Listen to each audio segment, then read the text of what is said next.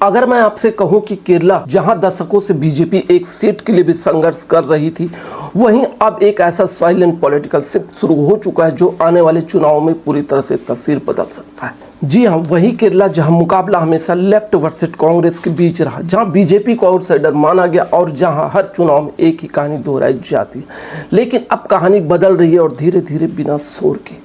नरेंद्र मोदी की स्ट्रेटजी अब सिर्फ नॉर्थ इंडिया तक सीमित नहीं है, बल्कि साउथ इंडिया खासकर केरला पर एक लॉन्ग टर्म पॉलिटिकल एक्सपेरिमेंट चल रहा है, जिस कारण ग्राउंड पर चेंज दिख रहा है और शेयर में हलचल है और कम्युनिटीज के बीच इक्वेशन बन रहे हैं। और सबसे बड़ी बात, बीजेपी अब सिर्फ कॉन्टेस्ट नहीं कर रही है, बल्कि सिस्टम को समझकर खुद को फिट कर रही है।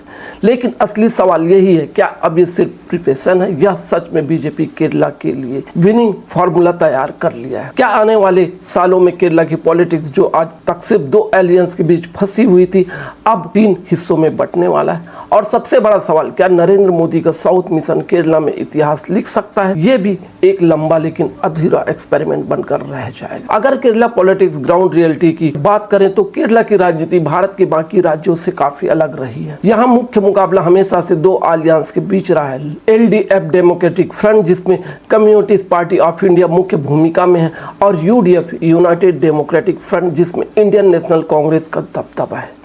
बीजेपी अभी यहाँ तक स्ट्रॉन्ग तीसरा विकल्प नहीं बन पाई, लेकिन ग्राउंड पर पिछले कुछ सालों में चेंज दिखने लगे हैं। लेकिन अगर data graph reality check number की बात करें तो 2016 में केरला असेंबली इलेक्शन में बीजेपी को पहली बार 1 सीट मिली। 2021 असेंबली इलेक्शन में बीजेपी को 0 सीट पर आ गई, लेकिन वोट शेयर बढ़ा। लोकसभा इलेक्शन 2019 में बीजेपी को सीट नहीं मिली, लेकिन कई जगह वोट शेयर बढ़ा। इसका मतलब सीट नहीं, लेकिन वोट बेस धीरे धीरे बन रहा है। लेकिन लीडर इमेज की अगर बात करें तो मोदी फैक्टर की, तो अब यहाँ एंट्री होती है नरेंद्र मोदी की स्ट्रेटजी की। मोदी ने केरला को इग्नोर नहीं किया, लगातार विजिट, रैलीज और डेवलपमेंट प्रोजेक्ट्स पर फोकस किया। उन्होंने खास इंफ्रास्ट्रक्चर प्रोजेक्ट्स और कौशल डेवलपमेंट, टूरिज्म को पुश किया। साथ ही बीजेपी ने लोकल लीडरशिप को धीरे धीरे बिल्ड करना शुरू किया। अब सबसे इम्पोर्टेंट हिस्सा, स्ट्रेटजी क्या है? बीजेपी केरला में ट्रेडिशनल वोट बैंक पॉलिटिक्स को तोड़ने की कोशिश कर रही है। वो फोकस कर रही है SC ST communities, Christian communities outreach पर, और ये केरला की राजनीति में बड़ा शिफ्ट हो सकता है।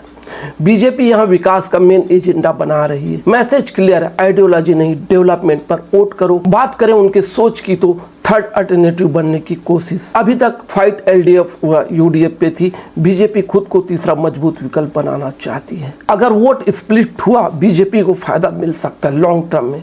बीजेपी लॉन्ग टर्म स्ट्रेटजी काम कर रही है, न कि शॉर्ट टर्म में। वो फ्यूचर टारगेट कर रही है। बीजेपी केरला में तुरंत जीत नहीं, बल्कि लॉन्ग टर्म में ग्राउंड बिल्ड कर रही है। 2024, 2026 और आगे के इलेक्शन में ध्यान रखकर काम कर रही है। आगे क्या हो सकता है? तो शॉर्ट टर्म में बीजेपी को तुरंत बड़ी जीत मिलना मुश्किल है, लेकिन लॉन्ग टर्म में वोट शेयर बढ़ सकता है।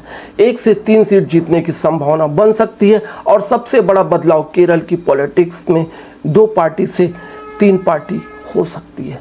तो अब सवाल आपसे, क्या बीजेपी केरला में सच में बड़ा बदलाव ला सकती है या सिर्फ एक राजनीतिक लंबी कोशिश है? कमेंट्स में अपनी राय जरूर बताइएगा। आपके हिसाब से केरला में कौन जीतेगा?